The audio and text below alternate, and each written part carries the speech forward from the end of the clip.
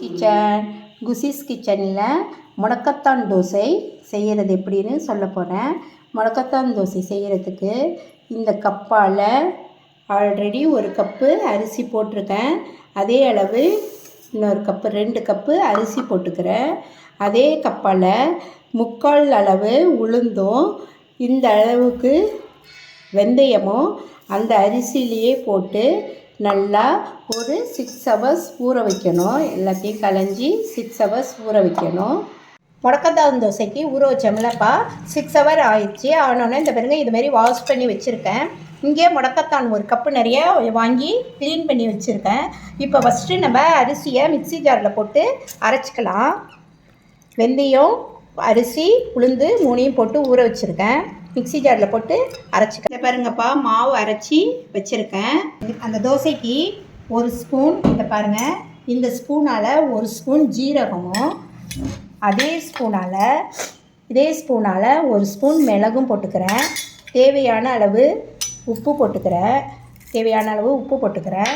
இப்போ நான் கழுவி வாஷ் பண்ணி வச்ச இந்த முடக்கத்தான் இலையும் இதோட போட்டு நல்லா அரைச்சிக்கிறேன். பாருங்கப்பா, இதுமாரி இலையை அரைச்சி வச்சுருக்கேன். அதை இந்த மாவோட கொஞ்சம் தண்ணி கழுவியும் ஊற்றிக்கலாம். தோசை தான் செய்ய போகிறோம்ல, இந்த அளவுக்கு தண்ணி கழுவி நான் ஊற்றிருக்கேன். நம்ம தோசை மாவு பதத்துக்கு தான் இப்போ இதை அரைச்சி வச்சுருக்கோம். இது உடம்புக்கு ரொம்ப நல்லதுப்பா. கை கால் வலி, மூட்டு வலி இதுக்கெல்லாம் ரொம்ப நல்லது. அதுக்கு தான் முடக்கத்தான்னு இந்த இலைக்கு பேர். இதுக்கு சைடிஷாக பூண்டு சட்னி வச்சு சாப்பிட்லாம். இந்த பாருங்க, நல்லா இதுமாரி கலக்கி வச்சுக்கோங்க. வச்சு இது ஒரு 3 மணி நேரம் புளிக்கணும். நான் மூடி போட்டு வச்சிடுறேன். பாருங்கள், முடக்கத்தான் மாவு அரைச்சி வச்சது நல்லா புளிச்சு நல்லா வந்திருக்கு.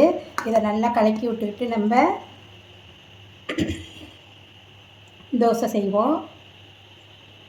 தோசைக்கல்ல ஊற்றுறேன். இப்போ எண்ணெய் 2 கரண்டி மாவு ஊற்றி, இது கொஞ்சம் குண்டு தோசையாக தான் ஊற்றலாம், மெலிசாக ஊற்ற முடியாது.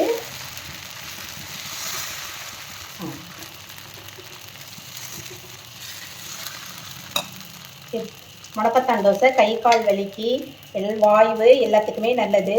வெந்துடுச்சு. இப்போ நான் திருப்பி போட்டுக்கிறேன்.